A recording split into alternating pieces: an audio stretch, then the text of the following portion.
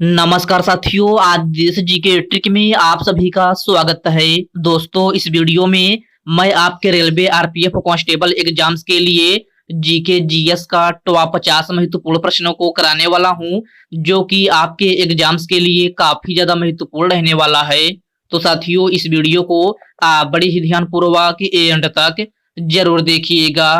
तो साथियों, आज का पहला प्रश्न है, तमिलनाडु में ऐरावतेश्वर मंदिर का निर्माण निम्न में से किसने करवाया था? ऑप्शन है राजराजा चोल द्वितीय, सवाई प्रताप सिंह है, महाराणा प्रताप सिंह है, और ऑप्शन डी है चंद्रगुप्त द्वितीय। तो साथियों, तमिलनाडु में ऐरावतेश्वर मंदिर का निर्माण जो है राजराजा चोल द्वितीय ने करवाया था। राइट आंसर ऑप्शन ए हो जाएगा, राजराजा चोल द्वितीय। नेक्स्ट क्वेश्चन है, अरब यात्री सुलेमान किस शताब्दी के मध्य भारत आया था? इसका ऑप्शन है 15वीं शताब्दी, 9वीं शताब्दी, 11वीं शताब्दी, या फिर ऑप्शन डी है 16वीं शताब्दी। तो अरब यात्री सुलेमान जो है आपका ये है 9वीं शताब्दी के मध्य भारत आया था। राइट आंसर ऑप्शन बी हो जाएगा, 9वीं शताब्दी। आपका नेक्स्ट क्वेश्चन है, रामभर स्तूप जहां भगवान बुद्ध का अंतिम संस्कार किया गया था, यह किस राज्य में स्थित है? तो रामभर स्तूप जहां भगवान बुद्ध का अंतिम संस्कार किया गया था, यह आपका उत्तर प्रदेश में स्थित है। राइट आंसर ऑप्शन सी हो जाएगा, उत्तर प्रदेश में। ओके फ्रेंड्स, इसको आप अच्छे से जरूर याद रखिएगा। साथियों, वीडियो में आगे बढ़ने से पहले आपसे एक छोटी सी रिक्वेस्ट है, अभी तक आप वीडियो को लाइक नहीं किए हैं तो वीडियो को लाइक कर दीजिए। और साथियों, अभी तक आप चैनल को सब्सक्राइब नहीं किए हैं तो प्लीज आपसे रिक्वेस्ट है, आप जो है चैनल को सब्सक्राइब करके बेल आइकन को जरूर प्रेस कर लीजिएगा। चलिए साथियों, बढ़ते हैं नेक्स्ट क्वेश्चन की ओर। नेक्स्ट क्वेश्चन आपसे पूछा गया है, निम्न में से किस साम्राज्य में कंटक शोधन नामक एक प्रकार का प्रचलित न्यायालय था? ऑप्शन है कुषाण, राष्ट्रकूट, चोल, या फिर मौर्य। तो किस साम्राज्य में कंटक शोधन नामक एक प्रकार का प्रचलित न्यायालय था? तो आपका राइट आंसर ऑप्शन डी हो जाएगा, मौर्य साम्राज्य।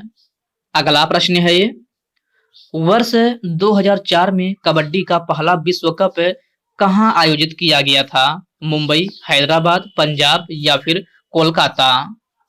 तो वर्ष 2004 में कबड्डी का पहला विश्व कप जो है आपका ये है मुंबई में आयोजित किया गया था। कहां? मुंबई में। प्रश्न नंबर 5 का राइट आंसर ऑप्शन ए हो जाएगा।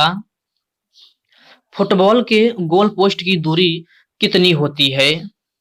तो सभी प्यारे साथी इसका आंसर बताएंगे कि फुटबॉल के गोल पोस्ट की दूरी कितनी होती है। तो यह आपका 7.32 मीटर होता है। कितना? 7.32 मीटर। प्रश्न नंबर 6 का राइट आंसर ऑप्शन बी हो जाएगा। साथियों, फुटबॉल के खेल में खिलाड़ियों की संख्या कितनी होती है? अगर यह क्वेश्चन आपसे पूछा जाए तो फुटबॉल खेल में खिलाड़ियों की संख्या जो है आपका 11 होती है। ओके फ्रेंड्स, क्लियर है। चलिए बढ़ते हैं नेक्स्ट क्वेश्चन की ओर। नेक्स्ट क्वेश्चन आपसे पूछा गया है, भारत के पश्चिमी तटीय मैदानों के मध्य विस्तार को किस नाम से जाना जाता है? कोरोमंडल तट, कोंकण तट, मालाबार तट, या फिर ऑप्शन डी दिया गया है कन्नड़ तट।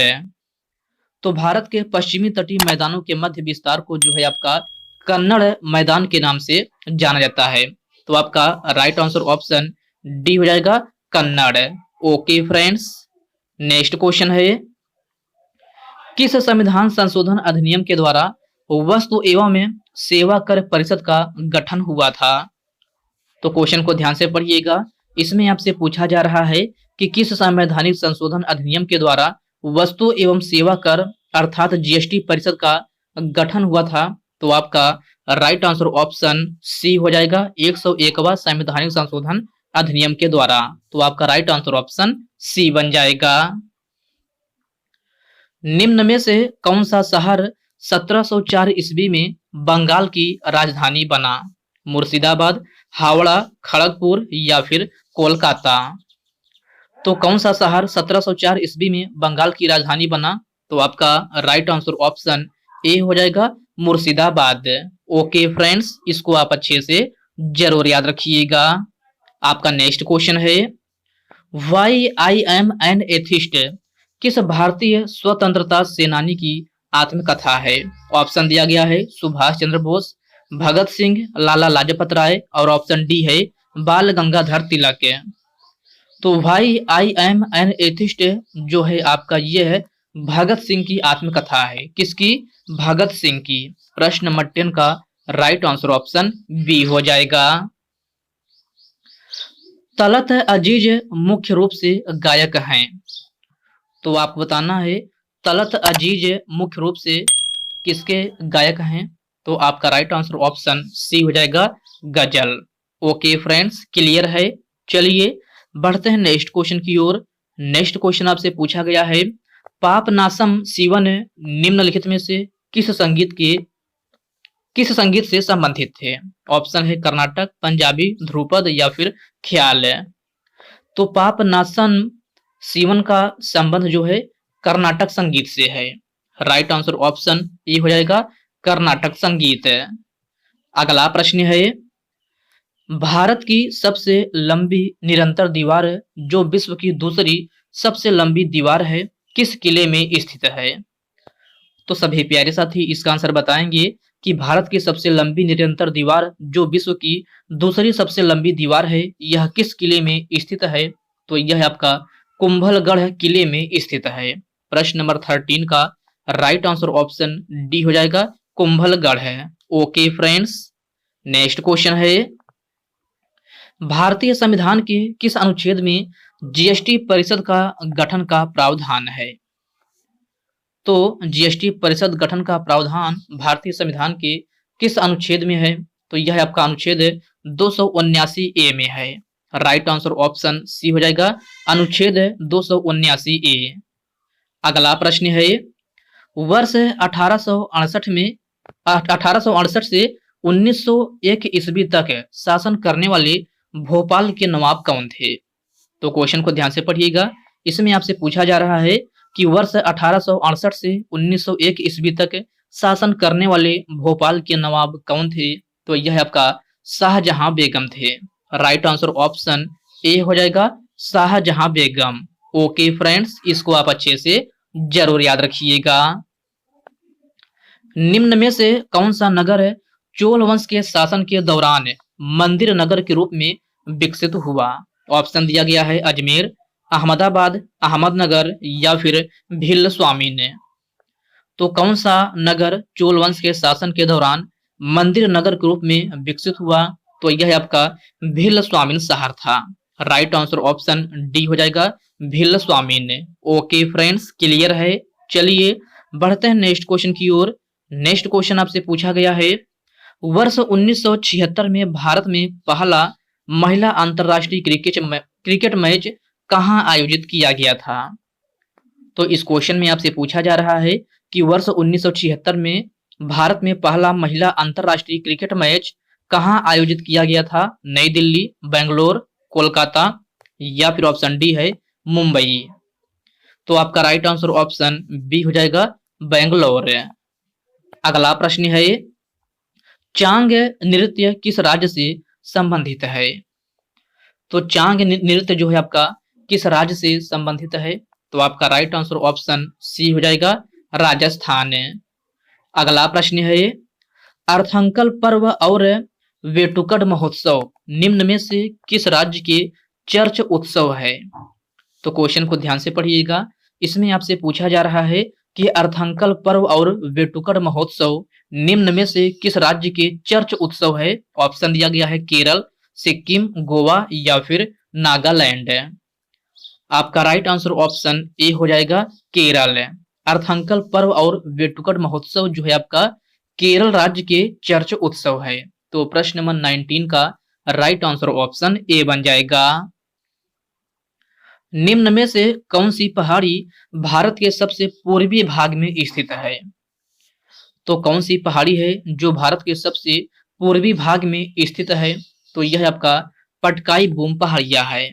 राइट आंसर ऑप्शन सी हो जाएगा पटकाई बूम पहाड़िया। ओके फ्रेंड्स, क्लियर है। चलिए बढ़ते हैं नेक्स्ट क्वेश्चन की ओर। नेक्स्ट क्वेश्चन आपसे पूछा गया है उर्दू किस भाषा का शब्द है? तुर्की, फारसी, अरबी या फिर संस्कृत है? तो उर्दू किस भाषा का शब्द है? तो यह आपका तुर्की भाषा का शब्द है। प्रश्न नंबर 21 का राइट आंसर ऑप्शन ए हो जाएगा तुर्की। मुगल काल में किस भाषा को रेखता कहा गया है? तो क्वेश्चन को ध्यान से पढ़िएगा। इसमें आपसे पूछा जा रहा है कि मुगल काल में किस भाषा को रेखता कहा गया है। तो किस भाषा को रेखता कहा गया है मुगल काल में? तो यह आपका उर्दू को कहा गया है। राइट आंसर ऑप्शन डी हो जाएगा उर्दू। अगला प्रश्न है, अधिकांश भूपर्पटी किस शैल से बनी है? तो सभी प्यारे साथी इसका आंसर बताएंगे कि अधिकांश भूपर्पटी जो है किस शैल से बनी है। तो यह आपका आग्नेय शैल से बनी है। राइट आंसर ऑप्शन डी हो जाएगा आग्नेय शैल से। प्रोजेक्ट टाइगर किस वर्ष आरंभ किया गया था? तो प्रोजेक्ट टाइगर किस वर्ष आरंभ किया गया था? 1973 ईस्वी, 1976 ईस्वी, 1971 या फिर 1969? तो प्रोजेक्ट टाइगर जो है आपका ये है 1973 ईस्वी में आरंभ किया गया था। राइट आंसर ऑप्शन ए हो जाएगा 1973 ईस्वी में।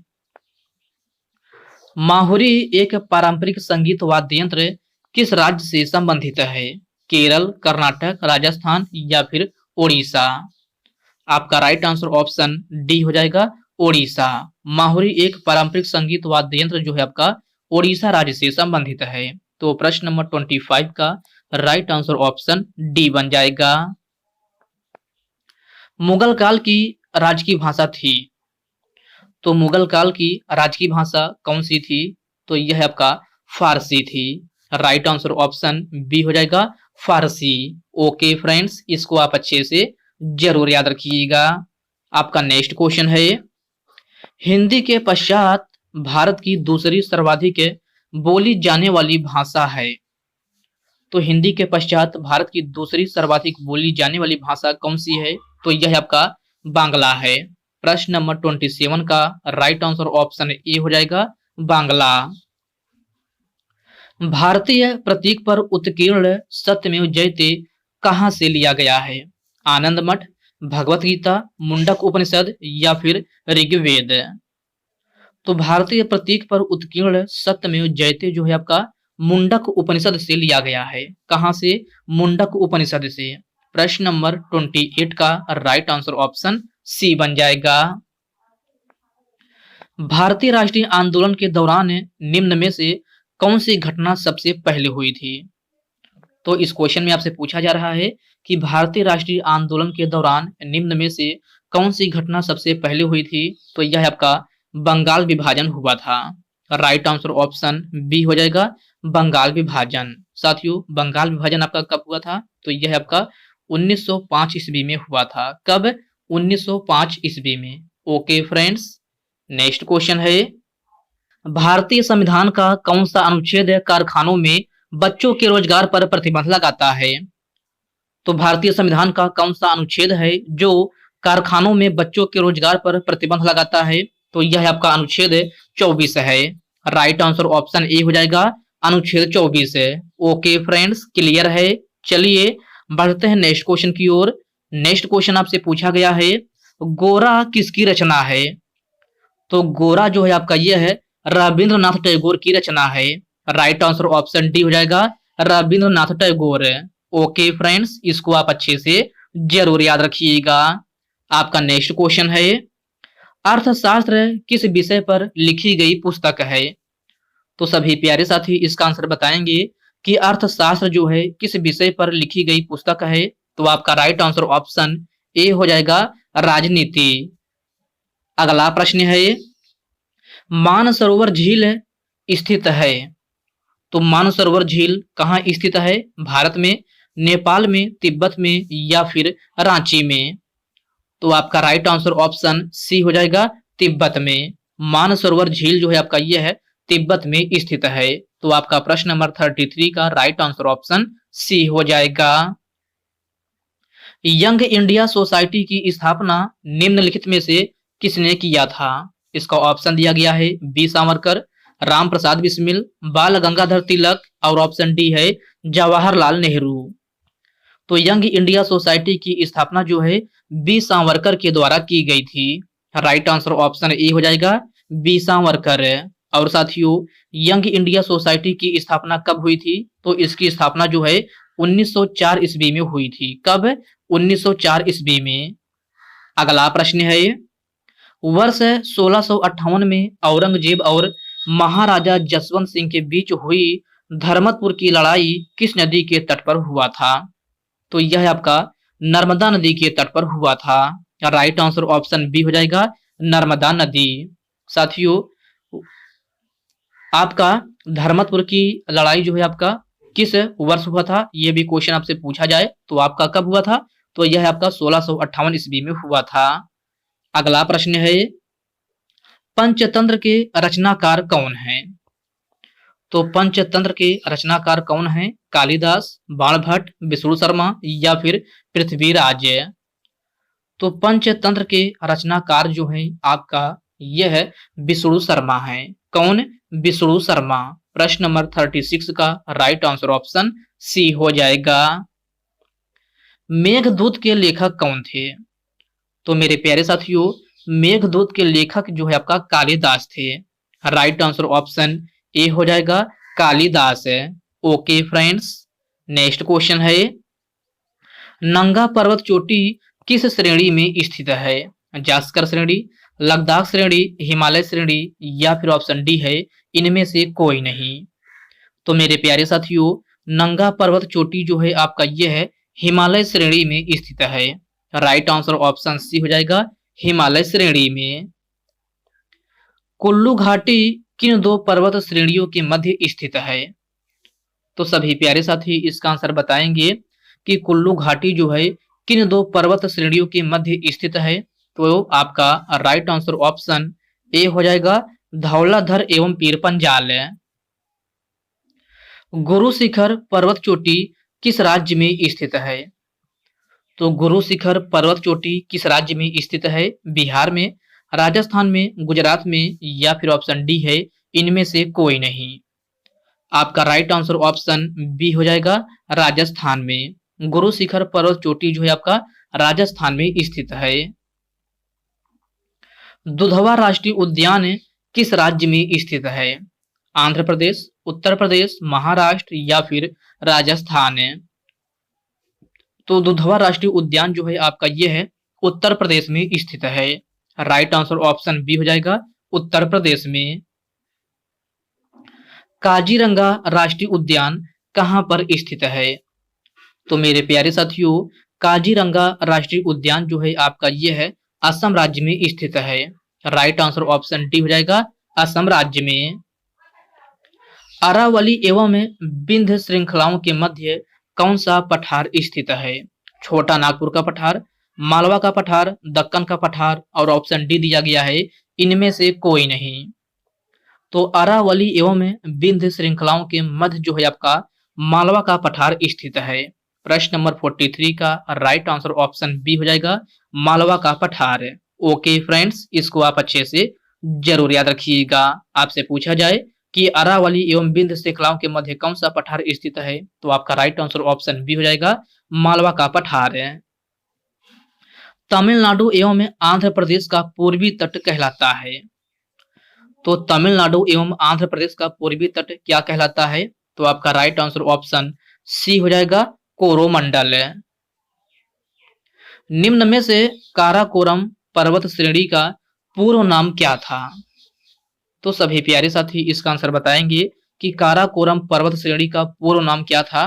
तो आपका राइट आंसर ऑप्शन ए हो जाएगा, कृष्णागिरी। कृष्णागिरी जो है आपका काराकोरम पर्वत श्रेणी का पूर्व नाम था। तो आपका प्रश्न नंबर 45 का राइट आंसर ऑप्शन ए बन जाएगा। भारत का सबसे पुराना राष्ट्रीय पार्क कौन सा है?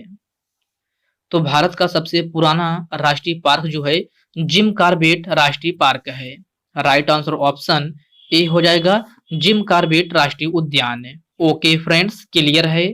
चलिए बढ़ते हैं नेक्स्ट क्वेश्चन की ओर। नेक्स्ट क्वेश्चन आपसे पूछा गया है सुल्तानपुर पक्षी अभ्यारण्य कहाँ स्थित है? सूरजकुंड में, सोनपुर में, बांदीपुर में या फिर गुड़गांव में? तो सुल्तानपुर पक्षी अभ्यारण्य जो है आपका गुड़गांव में स्थित है। राइट आंसर ऑप्शन डी हो जाएगा, गुड़गांव में। सुग्गी लोक नृत्य शैली निम्न में से किस राज्य से संबंधित है? ऑप्शन दिया गया है गुजरात, कर्नाटक, राजस्थान या फिर हरियाणा। तो सुग्गी लोक नृत्य शैली जो है आपका कर्नाटक राज्य से संबंधित है। प्रश्न नंबर 48 का राइट आंसर ऑप्शन बी हो जाएगा, कर्नाटक राज्य से। रोजगार समानता का अधिकार भारतीय संविधान के किस अनुच्छेद में है?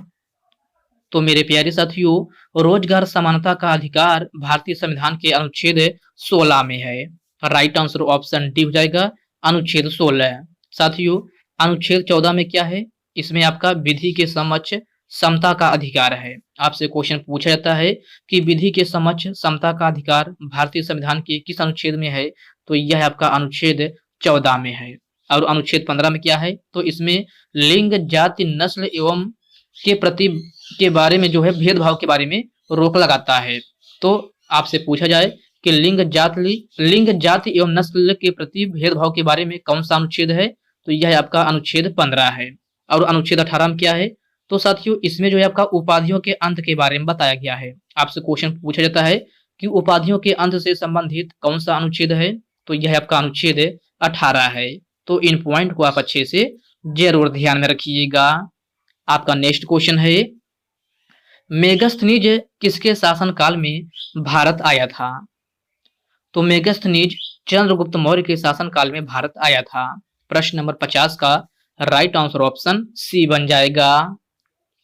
दक्कन के पठार से कौन सी नदी निकलती है? तो दक्कन के पठार से कौन सी नदी निकलती है? तो यह है आपका कृष्णा नदी, कावेरी नदी, महानदी। ये सभी नदियां जो है आपका दक्कन के पठार से निकलती हैं। तो आपका राइट आंसर ऑप्शन डी हो जाएगा, उपरोक्त सभी। ओके फ्रेंड्स, क्लियर है? तो साथियों, आज की इस वीडियो में बस इतने ही प्रश्न। तो साथियों, ये वीडियो आपको कैसी लगी आप कमेंट बॉक्स में कमेंट करके अपना फीडबैक जरूर दीजिएगा। और साथियों, यह वीडियो आपके लिए थोड़ा भी हेल्पफुल लगा हो तो इस वीडियो को लाइक कर दीजिए, अपने साथियों के साथ शेयर कीजिए। फ्रेंड्स, अभी तक आप चैनल को सब्सक्राइब नहीं किए हैं तो आप जो है चैनल को सब्सक्राइब करके बेल आइकन को जरूर प्रेस कर लीजिएगा। तो चलिए साथियों, इसी के साथ मिलते हैं किसी नेक्स्ट वीडियो में। तब तक के लिए जय हिंद दोस्तों।